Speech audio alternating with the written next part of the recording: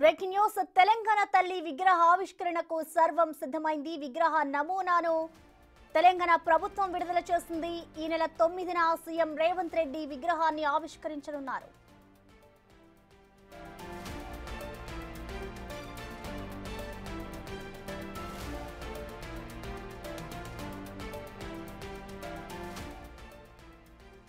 తెలంగాణ తల్లి విగ్రహ ఆవిష్కరణకు సర్వం సిద్ధమైంది. విగ్రహ నమూనాను తెలంగాణ కాంగ్రెస్ ప్రభుత్వం విడుదల చేసింది. డిసెంబర్ 9న సీఎం రేవంత్ రెడ్డి ఆవిష్కరించనున్నారు.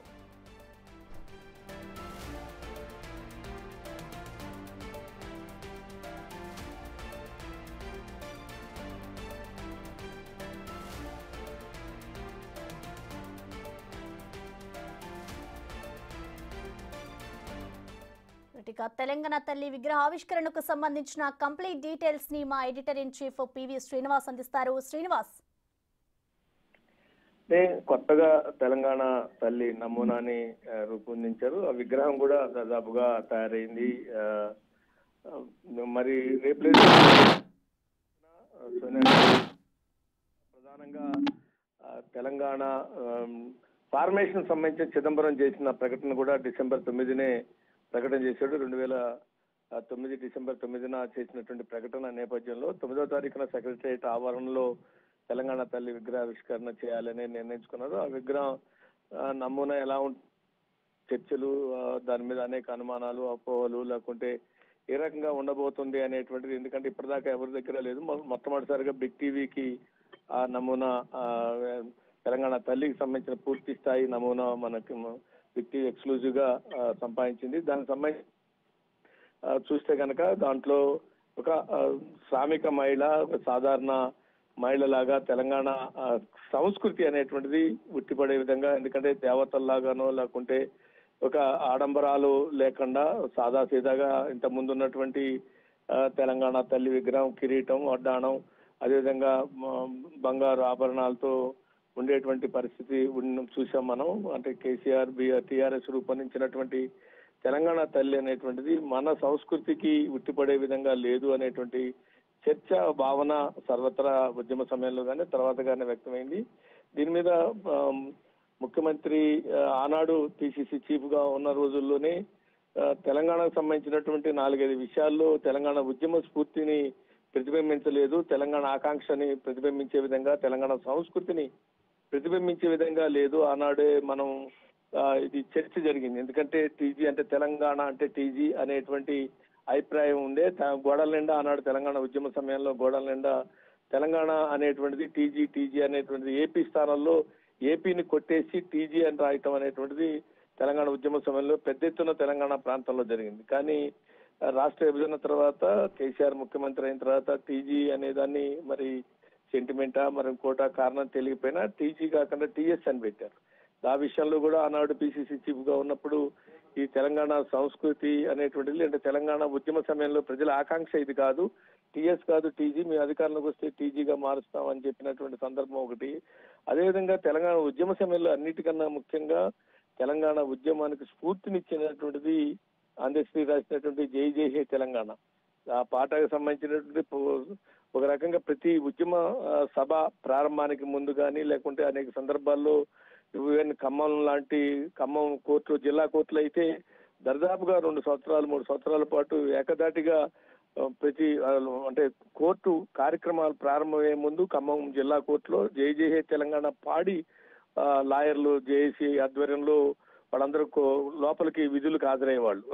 ఖచ్చితంగా తప్పనిసరిగా ఒక్క రోజు కూడా మినహాయింపు లేకుండా ఖమ్మం కోర్టులో దానికి అనేక సందర్భాల్లో అనేక మంది నాటి ఉద్యమకారులందరూ చాలా మంది హాజరైనటువంటి సందర్భం కూడా ఉంది. ఆ రకంగా జై జై హే తెలంగాణ అనేటువంటిది చాలా సందర్భాల్లో అది ఒక ఉద్యమ స్ఫూర్తినిచ్చేటువంటి పాటగాను, అసలు అధికారంలోకి వస్తే దాన్ని చేయాలి అనేటువంటి సందర్భంగానే ఆ చర్చ కూడా జరిగింది. కానీ మరి కారణం ఏదన్నా కావచ్చు, తెలంగాణ రాష్ట్రం ఏర్పడిన తర్వాత కేసీఆర్ ముఖ్యమంత్రి అయ్యాక ఆ పాటను కూడా పక్కన పెట్టినటువంటి సందర్భం చూసాం. దాంతో పాటు ఇంకా 2-3 విషయాల్లో తెలంగాణ తల్లికి సంబంధించినటువంటి విగ్రహం కూడా తెలంగాణ అంటే తెలుగు తల్లికి తెలంగాణ తల్లికి ఏదో 1-2 మార్పులు తప్ప పెద్దగా మార్పులు లేవు. అంటే చేతిలో మొక్కజొన్న సంబంధించినటువంటి కంకులకు సంబంధించినటువంటి 1-2 తప్ప మిగిలిన మార్పులు పెద్దగా లేవు. కానీ తెలంగాణకి, ఆంధ్రకి లేకుంటే ఇతర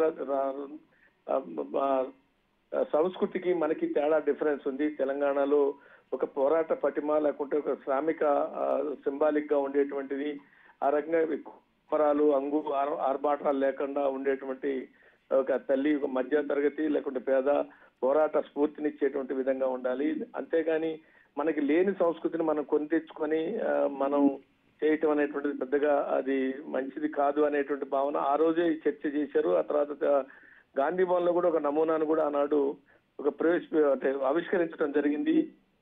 ఆయన పిసిసి చీఫ్ ఉన్నప్పుడు ఒక నమూనాని కూడా రూపొందించి గాంధీ భవన్ లో దాన్ని ఆవిష్కరించారు. కాబట్టి ఇట్లా తెలంగాణ ఉద్యమ స్ఫూర్తికి సంబంధించినటువంటి ఉద్యమ సందర్భంగా ప్రజల ముందుకు వచ్చినటువంటి అనేక అంశాల్లో తాము అధికారంలోకి వచ్చాక అవన్నీ చేస్తారని ఇప్పటికే టీజీగా మార్చడం కానీ, అదేవిధంగా జై తెలంగాణని అధికార గీతంగా ప్రకటించడం కానీ జరిగింది. తాజాగా తెలంగాణ తల్లి విగ్రహం అనేటువంటిది ఎలా ఉండాలి ఏంటి అనే దాంట్లో చర్చలు జరిగిన చివరికి ఫైనల్ అయ్యింది. తెలంగాణ తల్లి విగ్రహం అనేటువంటిది సచివాలయంలోనే డాక్టర్ బాబాసాహెబ్ అంబేద్కర్ తెలంగాణ సచివాలయంలో కేంద్రంగానే దాన్ని ఆవిష్కరించాలి అనేటువంటిది ముఖ్యమంత్రి ప్రకటించడం జరిగింది. దానికి సంబంధించిన నాగమేఘాల మీద కార్యక్రమాలు కూడా జరుగుతున్నాయి. దాని నమూనా కూడా కొద్దిసేపటి క్రితం బిగ్ టీవీకి ఎక్స్క్లూజివ్ గా దొరికినట్టు దాని నమూనాలో కనుక చూస్తే కనుక ఒక సాధారణంగా శ్రామిక మహిళని ప్రతిబింబించే విధంగా తెలంగాణ పోరాటాన్ని కొంగు చుట్టుకున్నటువంటి దృశ్యం కానీ, అదేవిధంగా సరే అంటే మరీ పేదరికంలో కాన ఒక రైతు వారీగా లేకుంటే పోరాట స్ఫూర్తిని కలిగించే విధంగా మెడలో ఉన్నటువంటి బంగారు ఆభరణాలు కానీ, లేకుంటే ఆమె రైతు సింబాలిక్ గా ఉన్నటువంటి చేతిలో ఉన్నటువంటి వరి కంకులు లేదా మొక్కజొన్న ఇట్లాంటివన్నీ సంబంధించినటువంటి కానీ ఇవన్నీ చూస్తే కనుక తెలంగాణ సాధారణ మహిళలు, మధ్య పేద వర్గాలకు సంబంధించినటువంటి మహిళలు, ఏదో ధరలు లేకుంటే గడేల్లో ఉండేవాళ్ళు, లేకుంటే ధనిక రైతు మహిళల్లాగా సింబాలిక్ గా ఉండటం అనేటువంటిది దేవతల్ని పోలే విధంగానో, లేకుంటే ధనికులను పోలే విధంగానో, లేకుంటే దొరసాలను పోలే విధంగానో ఉండకూడదు అనేటువంటి వాదన అనేటువంటిది ప్రధానంగా. ఎందుకంటే బతుకమ్మ సందర్భం కూడా ఆ సందర్భంలో కూడా బతుకమ్మ దొరలు ఆడేటువంటి బతుకమ్మ, లేకుంటే దళితులు ఆడే బతుకమ్మ అనేటువంటిది ఉద్యమ సమయంలో కూడా ఇది ఒక పెద్ద చర్చ జరిగింది. విమలక్క లాంటి వాళ్ళు బతుకమ్మలు ఆడి సందర్భాలు కూడా చూసాం. జాగృతికి పోటీగా బతుకమ్మలు ఆడినటువంటి సందర్భం కూడా ఉద్యమ సమయంలో చూసాం. కాబట్టి ఈ మొత్తం కాంటెక్స్ట్ లో చూసినప్పుడు తెలంగాణ సంస్కృతికి ప్రతిబింబించే విధంగా ఉండాలి అనేటువంటి ఆర్గ్యుమెంట్ ఏదైతే ఉందో ఆర్గ్యుమెంట్ ఉద్యమ సమయంలోనే వచ్చింది. ఎందుకంటే దొరల ఆధ్వర్యంలో వస్తే తెలంగాణ అది దొరల ఆధిపత్యం కింద వెళ్తుంది అనేటువంటిది ఆనాడు గద్దర్ కానీ లేకుంటే చాలా మంది వాదన చేశారు. అది దళిత బహుజనుల ఆధ్వర్యంలో తెలంగాణ రాకపోతే అది తెలంగాణ సంస్కృతికి ప్రతిబింబించదు అనేటువంటి ఆర్గ్యుమెంట్ ఆనాడే ఉద్యమ సమయంలో వీళ్ళందరూ కూడా ముందుకు తీసుకొచ్చారు. ఆ కాంటెక్స్ట్ లోనే ఈ అంశాలన్నీ కూడా అది జై తెలంగాణకు సంబంధించింది కానీ, టీజీ కానీ, లేకుంటే తెలంగాణ తల్లికి సంబంధించినవి కానీ ఇవన్నీ ముందుకు వచ్చినాయి. ఆ కాంటెక్స్ట్ లో ఆనాడు పిసిసి చీఫ్ గా రేవంత్ రెడ్డి ఉండి ఇవన్నీ మేము అధికారంలోకి వస్తే చేస్తా ఉన్నారు. ఇప్పుడు ఆ నమూనా అనేటువంటిది బిగ్ టీవీ కొంత ఎక్స్క్లూజివ్ గా రావటం అనేటువంటి దాంతో మనం ఆ విషయాన్ని మనం చూస్తే విశ్లేషించుకుంటే కనుక ముందు నుంచి ఏదైతే ఉద్యమ సమయం నుంచి వస్తున్నటువంటి వాదన ఉందో ఆ వాదనకి ప్రతిబింబించే విధంగా తెలంగాణ తల్లి నమూనా ఉంది అనేది అర్థమవుతుంది. Okay, thank you PV Srinivas.